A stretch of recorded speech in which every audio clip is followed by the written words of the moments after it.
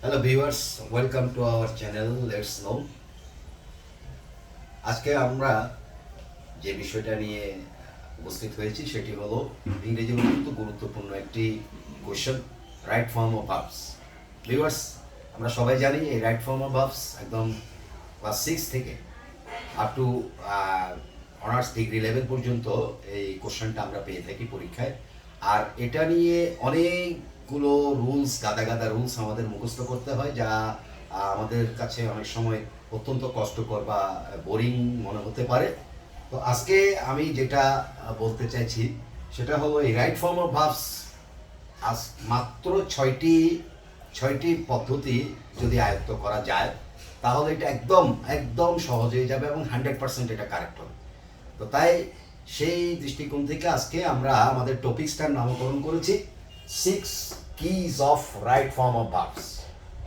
6 keys of right form of verbs, অর্থাৎ right form of ভার্বসের 6টি উপায়।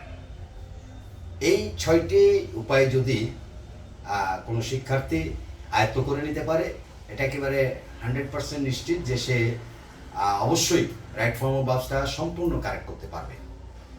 তো আমরা এবার যাই সেই পয়েন্টগুলোর দিকে একটু দৃষ্টিপাত করি। ওয়ান নাম্বার হলো সেন্টেন্সের শুরুতে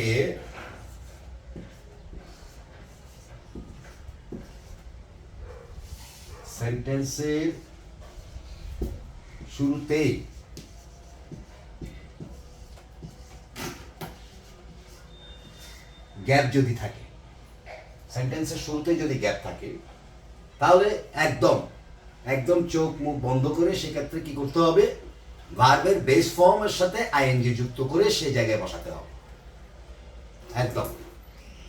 যেমন আমরা একটা এক্সাম্পলের সাথে সেটা করতে পারি। এখানে ড্যাশ রইল, হ্যাঁ ড্যাশ রইল, dash the formula I can do the math. আমরা দেখতে পাচ্ছি শুরুতেই একটা গ্যাপ রয়েছে এবং পরবর্তী বাক্যের অংশটা হলো কি, dash the formula I can do the math. একদম এখানে আমরা চোখ মুখ বন্ধ করে যদি ভার্ব দেওয়া থাকে বা দেওয়া না থাকলেও আমরা ফলো ভার্বটার সাথে আইএনজি যুক্ত করতে পারি। তাহলে আমরা এখানে লিখবো কি, following, F O double L O W I N G, following, অর্থাৎ following the formula I can do the math. ব্যাস হয়ে গেল, আমার সেন্টেন্সটা সম্পূর্ণ শুদ্ধ হয়ে গেল।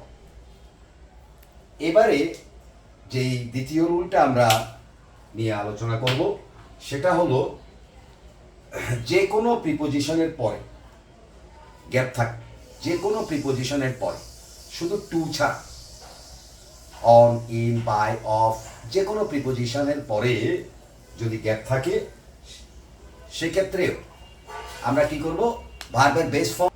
দ্বিতীয় যে রুলটা আমরা আজকে আলোচনা করব, দ্বিতীয় যে রুলটা সেটি হলো টু ছাড়া যে কোনো প্রিপোজিশনের পরে গ্যাপ থাকলে ভার্বের বেস ফর্ম প্লাস আইএনজি, অর্থাৎ ভার্বের প্রেজেন্ট ফর্মের সাথে আইএনজি যুক্ত হয়ে বসিয়ে দিতে হবে, ব্যাস আর কোনো কথা নেই, একদম সম্পূর্ণ কারেক্ট হয়ে যাবে।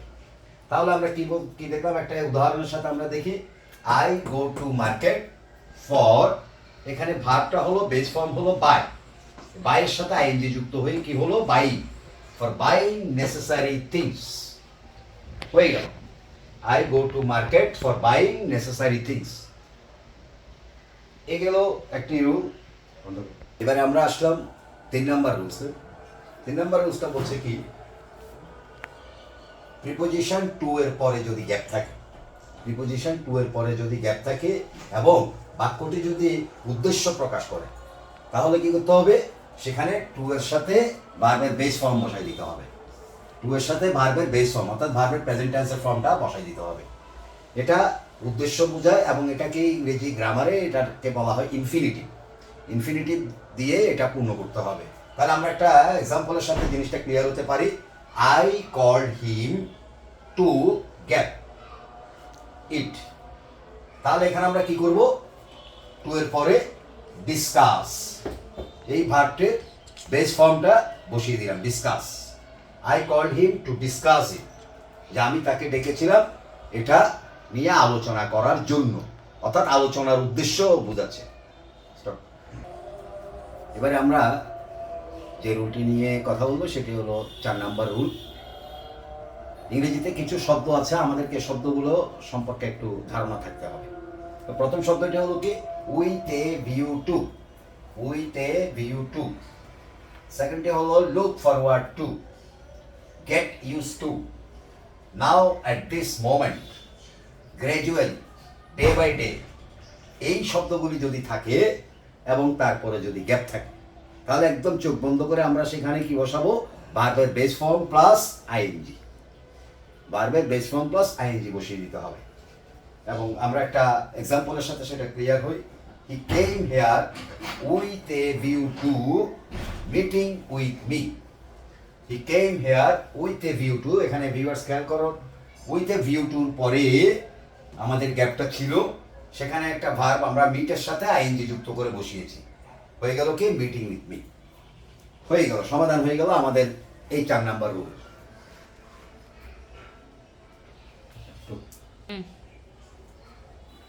এবারে আমরা আসলাম 5 নাম্বার রুলে। 5 নাম্বার রুলটি একদম সহজ একটি রুল। কোনো সিম্পল সেন্টেন্সে একটি ভার্ব আছে এবং এর